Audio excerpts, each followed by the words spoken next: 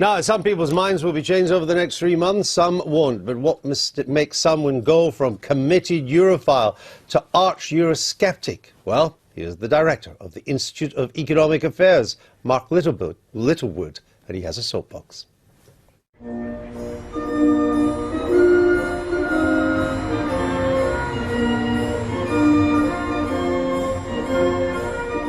I used to believe in the European dream, a free market, liberal, open and democratic brotherhood of man.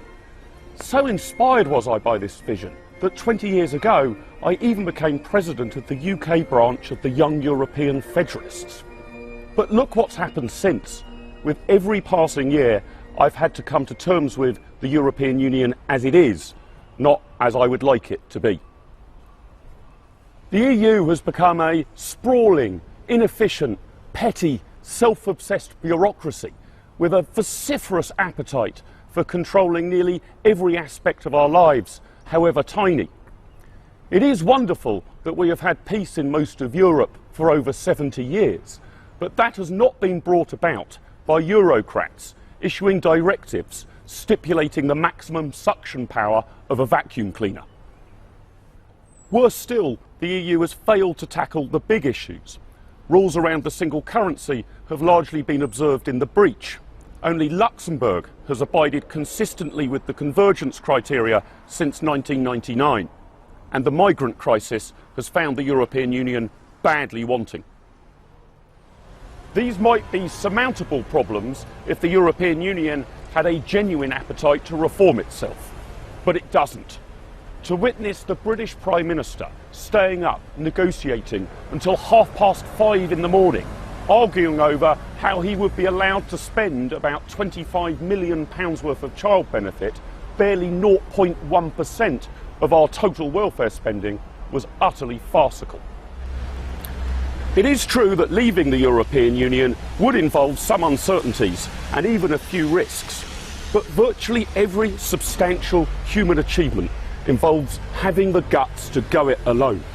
And of course, how Britain would look outside of the European Union would be up to us. Staying in doesn't mean no change. It means remaining a member of a club which has a very different agenda to that of the United Kingdom. And merely having a seat round that table, especially if that seat is occupied by a Prime Minister who has deluded himself that the EU has substantially reformed, is hardly an inspiring future. The referendum will split families, political parties and business groups. Even my own think tank takes no corporate view and is heavily divided. But I've reached the personal conclusion that the brave, self-confident, forward-looking step to take is to vote Leave on June the 23rd.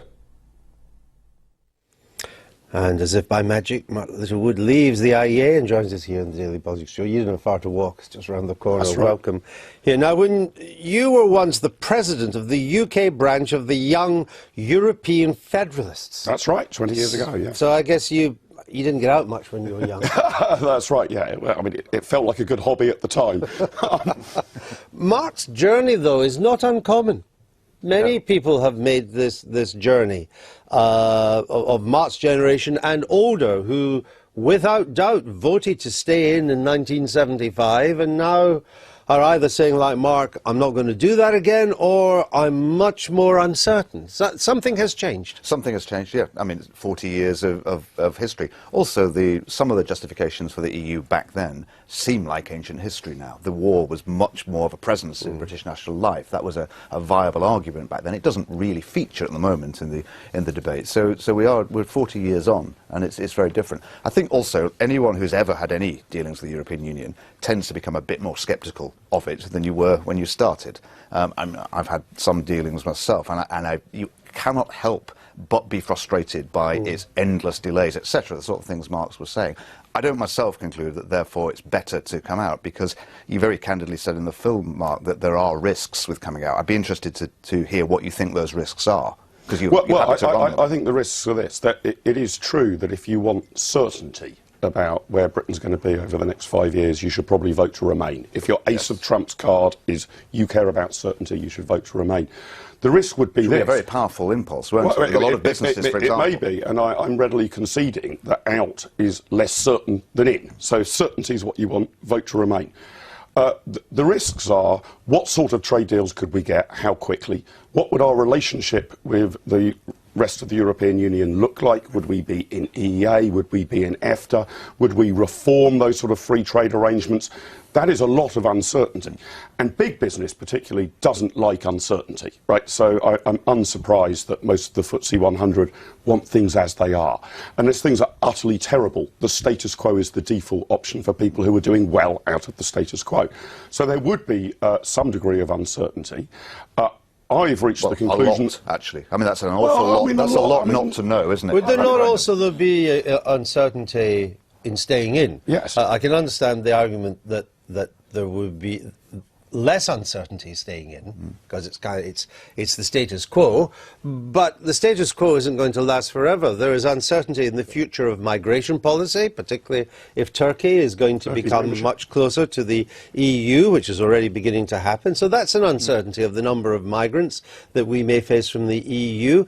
And we don't know how the Eurozone is going to consolidate itself in the future and exactly what the fallout will be for us, which could be a big uncertainty. Yes, and if you vote out, you probably get both sets of uncertainty. I mean, the future is always uncertain, but we can't kid ourselves that we'd somehow be isolated from those problems even if we were out. I think it's still the case, that I think Mark would accept this too, that the uncertainty of not even knowing what our relationship is on trade, for example, with the European Union is a huge one, and it could take us years. And there's another risk too, which we might end up pretty much where we are anyway. That negotiation might lead That hardly us. sounds like a risk. No, it's a risk for those people who want to leave. They're making the case that actually there's a future for us which is significantly better. It may well be the case that the future for us, even if we leave, is not that different. Well, in that case, leaving would not be a risk, right? I mean, to my mind, this goes to the kind of confidence around the United Kingdom and this sort of cling to nurse for fear of worse idea. Do you believe that the United Kingdom, in the 2 years or so that it would take for us to negotiate exit from the EU, could put in place sensible, pragmatic, improved trade deals with the rest of the EU and the rest of the world? Or do you actually think that the United Kingdom and our government, of whatever complexion it might be by then, is incapable and incompetent of doing so? It seems to me if you don't have confidence that the UK government could put these things in place, then you're probably better off to be run by Brussels. If you are confident that the UK government could put these things in place over a 2-year period, then I don't really see what the fear is of leaving. But you say run by Brussels. I mean, and you point to some irritations, though they're quite minor on vacuum cleaners, and the jury's a bit out on that one anyway. But as we go about our daily lives, in what way does the European Union impinge on us? Well, you're right. The vacuum cleaner thing is a side issue, really. Okay, this is not substantially diminished British GDP. I didn't bring it up. There's an EU issue on vacuum cleaners. But I think it goes to the nature of the beast, right? That whilst there are substantial, serious issues confronting the European Union, the stability of the Eurozone, the migrant crisis, what we actually have in Brussels is committees of people who are dealing with trivial health and safety standards. That is not necessarily a major impact on the British economy, but it speaks to the nature of the European project. But as you go about your life today, in what way will the EU impact on what you're doing? Well, I think virtually every consumer product that you can buy in the United Kingdom is regulated by European Union standards. So anything you buy in a shop will be dictated to some degree by European Union standards. But what could you buy here that you can? What couldn't you buy here that you could buy in America? Well, I think there are different regulations about confectionery, for example. So it hasn't changed British. Well, the issue is this, Andrew. You see, what I'm a bit worried about is the British government too often hides behind the fig leaf of European Union directives. It is not the case that we have a bunch of civil servants who are secret free market liberals. We will have our own regulations about it, but they will be ours, and we will be able to directly hold to account the people who are making those regulations and argue about the pettiness and change them, rather than looking across the water to a Brussels bureaucracy that frankly nobody understands and finds totally impenetrable. All right, Mark Littlewood, we'll leave it there. Thank you very much.